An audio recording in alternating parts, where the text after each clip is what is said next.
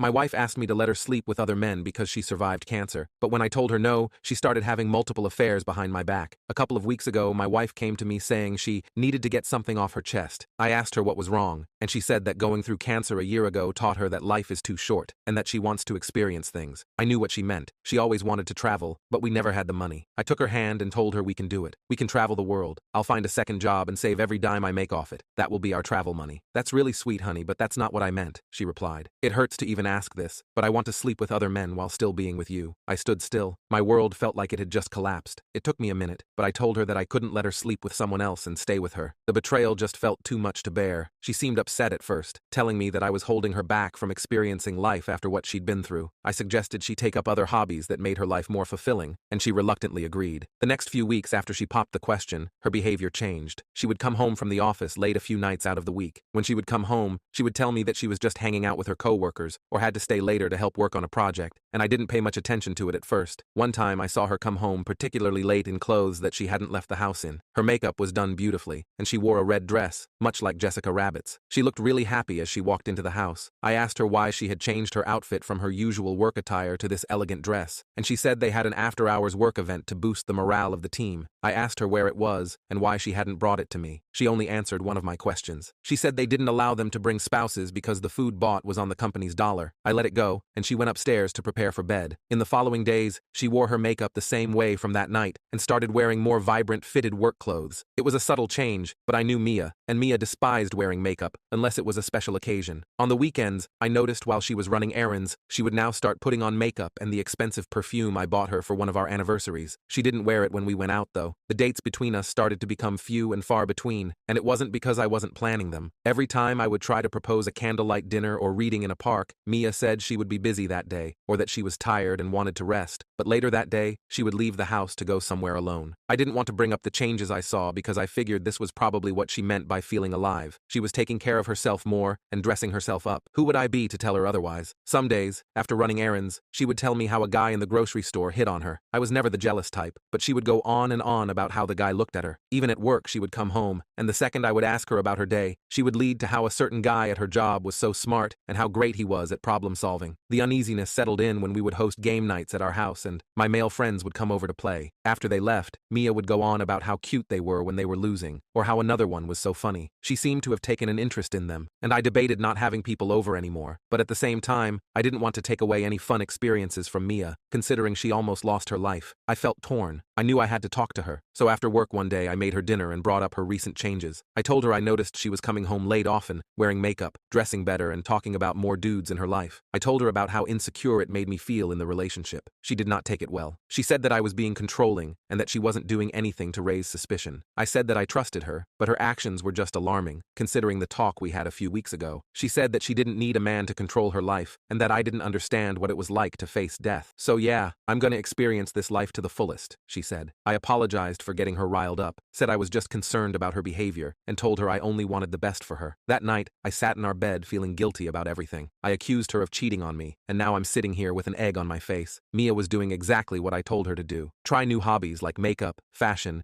and being more sociable, and here I was telling her to stop because it made me feel uncomfortable. I felt terrible. I was too strict on her. Then I began to think, why was she only more sociable to men? The feeling of potentially being toyed with ate at me. One moment, I felt that she was playing me and using cancer as a cover-up for her true intentions, and the next moment, I felt guilty for convincing myself of this. It had been weeks since our last date. Every night that Mia would come home, it would be almost my bedtime. We didn't talk much other than an occasional, "How was your day?" or "Could you pick up milk on your way home?" Mia started going on weekend trips, and whenever I asked her where she was going, sometimes she would say she was just out with her girlfriends. Other times, she claimed it was for her job. I told her it was weird that they had her working late and asking for time on the weekends, and she said that it was because of some big project they were preparing for. I asked her if I could tag along, and she accused me of not trusting her. She seemed really upset every time I asked her, so after a while, I would stop asking and tell her goodbye, and to be safe. One day, she came home from work, late again as usual, and spoke to me first. I hadn't experienced this for a long time, and I was excited to talk to her. She asked me if I had time to talk, and I said of course. She then dropped another bomb on me. She asked if we could open our marriage, and went on to talk about all the benefits we would have. She said we would both be happier, and that we would no longer have to worry about being jealous of each other, because because we both would establish ground rules in the beginning. I couldn't believe what I was hearing. My heart felt just as broken as when she asked for my permission to cheat on me the first time. I felt a lump in my throat and looked at her. I knew that I didn't want anybody else. She was waiting for my answer, and I saw the look on her face was of desperation. I told her that I still didn't feel comfortable opening our marriage, and she began to cry. She cried and pleaded. Mia told me that surviving cancer was the biggest eye-opener for her and changed her life. She said she craved more excitement out of life now to make up for the years that were robbed of her from the constant suffering. I was confused about what prompted her to ask this, but I was sure of one thing, and that was that I wanted to make her happy. Though it hurt, I agreed to an open marriage. The next few weeks were rough. I dealt with constant paranoia. Every guy Mia would bring up, a little voice in my head told me they had been in my wife. I hosted fewer game nights, not because I didn't want my wife around my friends anymore, but because I didn't have it in me to play the role of a happy person when I was in a constant state of paranoia and insecurity in my relationship. Every interaction I had with my friends became tarnished because the excitement on Mia's face while talking about them would flash in my mind. After a while, one of my buddies from the game night reached out, asking how I was doing. He told me they saw a change in me and wanted to know what happened. I was too embarrassed to tell him that my wife opened our marriage and told him instead that one of my relatives died, and that was the reason I had been off the past couple of weeks. He gave his condolences and said if I needed anything to let him know. I truly appreciated Chad. He was one of my best friends in high school. He always kept it real. Mia was coming home even later now, and sometimes she wouldn't come home at all. This was really affecting my mental state. Most nights, I didn't get much sleep because I was thinking about her and what she was doing. I tried calling her some nights, but the phone would often ring and ring without an answer. I noticed she started putting her phone on Do Not Disturb most nights. I was reflecting on my decision to do what made Mia happy and realized that I agreed to these terms at my demise. I often thought about whether I wanted to keep this up or if this decision would be sustainable for our relationship, and I knew that I couldn't go much further without ending up in an asylum. After about 2 months of having an open marriage, I decided to talk to Mia. She finally came home after being gone for 3 days, and I knew I had to speak to her then, since I didn't know the next time I'd have an opportunity to. I brought up the marriage and how I've been feeling lately, but it felt like while I was talking, Mia was looking at me, but not really listening to what I was saying. Or maybe she did listen and neglected to care. I told her I couldn't continue this relationship if we remained open, and that's when I saw a spark of sincerity on her face. She said that she apologized and said she hated to see me go through this alone. She agreed that we could close our marriage again and that phase was behind us. This felt like such a relief to me. We hugged and went upstairs to renew our bond with one another. For a while, everything went back to normal, and Mia and I were happily married. She stopped coming home as late and stayed home every day. She still wore makeup every day, and her sense of style was still great, but that didn't matter to me. I was happy that we were both happy together. Until one night she joked about an open marriage again. At first, I couldn't tell if she actually desired that or if she was joking. I played it off as a joke and continued on. After a few weeks, Mia brought it up again, sounding a bit more serious, saying how she missed that time and how she felt like she was on a high. I asked her if this marriage alone was not enough for her, and she said it was, but it didn't compare to the new adventures she would take with other men, while also knowing she had a reliable man at home. Again, I felt betrayed hearing this. I felt like she was pretending all along to be satisfied with me, only because she feared losing me. I told her that I could not be in an open marriage for the sake of my mental health, and left it at that. That night, after she went to bed, I did something I'm not too proud of. I saw her phone on the kitchen counter as I came down to get some water, and I went through her phone while she was sleeping. I had to know for sure if she was being monogamous to only me after we decided to close our marriage. My hands were shaking, and I could feel the adrenaline rushing through my veins. I was on edge,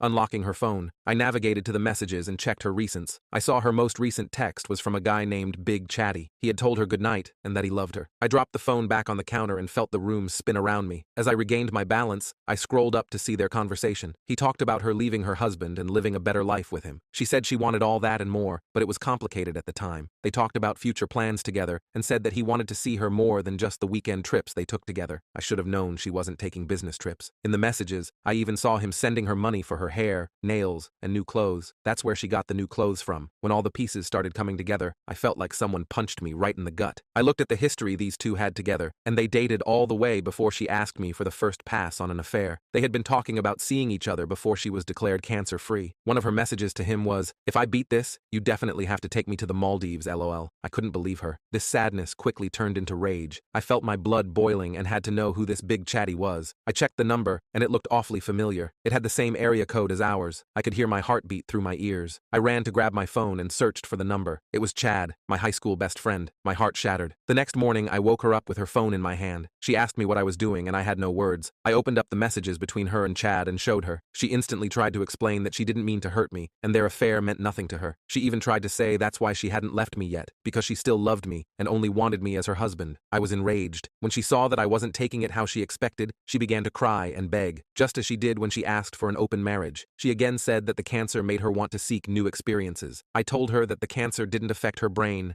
and that I was leaving. She begged and cried at my feet, and it was hard seeing her like this, but I knew that I couldn't continue living with a liar. She and Chad both betrayed me too badly, no matter what she'd been through. I needed better for myself. I packed up my belongings and left. As I made my way to the car, I looked back to see her at the door crying and felt sorrow take over me. I left before I could give myself a chance to change my mind, and on the car ride, I suddenly felt a bit relieved knowing that my gut feeling was right all along. The constant gaslighting of my feelings left me in so much emotional turmoil that I didn't know how much baggage I was actually carrying until I left.